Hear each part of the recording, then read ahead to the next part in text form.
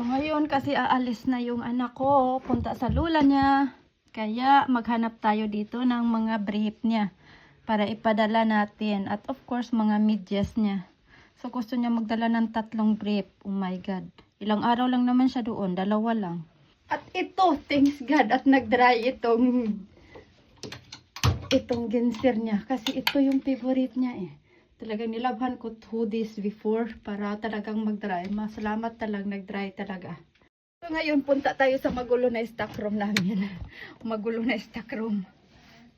Yan, magulong stock room. Maghanap tayo ng bag. Hindi kasi ito na na prep na talaga kasi ang dami kong kinukuha dito ngayong Christmas season talaga. Ang dami kong tiniprepare kinukuha dito ng mga gamit. So like ngayon magkuha na naman ako ng bag, lalagyan niya. Oh my God. Ito lagyan natin. So muntik na akong nahulugan ng mga mga gamit dito. So yan. Yan po ang piniprepare ko sa kanya na socks. Tapos 3 underwear. Tapos ito, iwan ko lang kung anuhin niya ito. Yan. So ito na yung bag na pili natin sa stock room. Bahala na, ito na. Wala na akong kung ayaw niya dito. Basta ito na. Wala na akong iba pang oras na maghanap pa sa iba. Nakukunin lang natin ito. May kutsara, may tinidor, may pantilahiner. Ginagamit ko kasi itong bag na to pag mag-swimming ako. Yan. Kaya may tinidor kasi nagdadala ko ng pagkain. Yan.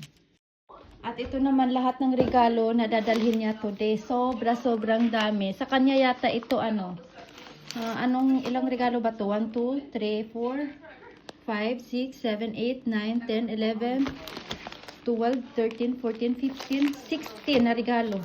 17 na regalo. 17. O ito, may isa pang regalo. Tingnan nyo, may isa pang regalong naiwan para sa kanya. At ito sana, regalo. Pero na-open na niya. So yan. Magandang cups. Pinili ko to kasi malaki para ako naman magagamit ko yan minsan. Kasi gusto ko talaga yung mga ganito. Adidas yung brand. Yung shoes niya. So dito lang to. Hindi na natin isama doon sa bag. So ngayon, kukunin natin yung mahiwagang plansa para plansahin natin yung mga gamit niya. Kasi ako talaga, pag nagaano ko ng mga gamit sa kanya or pupunta siya sa lula niya or saan, magdala siya ng gamit, lagi ko talagang pinaplansya. Kapagod mga pagga, nakakapagod yung ganitong mga yung mag-prepare, ganun, sobra. As in, nakakapagod talaga.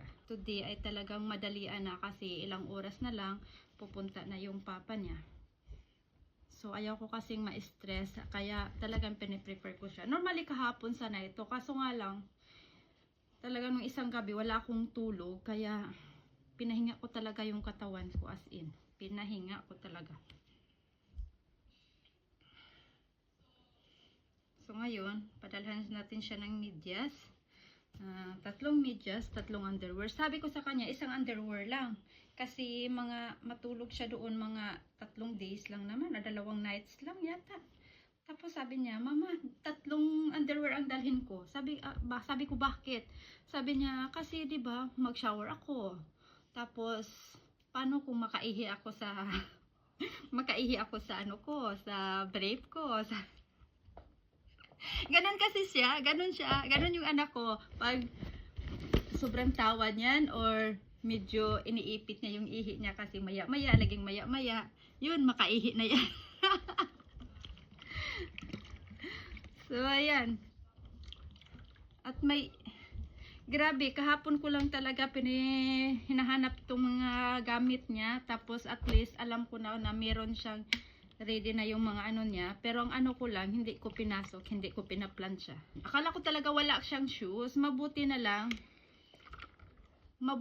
may shoes talaga siya. Ito. Sobrang ganda pa. Sa stock room ko din ito nahanap. Sobrang ganda pa. Mabuti na lang kasya pa. 38 yung size. So, yun. Paplansyahan lang natin lahat. Then after, siya na ang pinipilo ko lang, gipilo ko lang, tapos siya na ang maglagay sa bag niya. At least alam niya kung saan kukunin. Kasi dati kasi ako lagi ang naglalagay. Lahat ako magdala na lang siya. Pero hindi niya alam kung saan nilalagay yung mga gamit niya. Kaya meron akong ngayon, idea ko lagi na na mas gusto ko na siya na lang maglalagay sa mga gamit niya para alam niya kung saan kukunin yung mga gamit niya. Kasi minsan ako pang napaparusahan.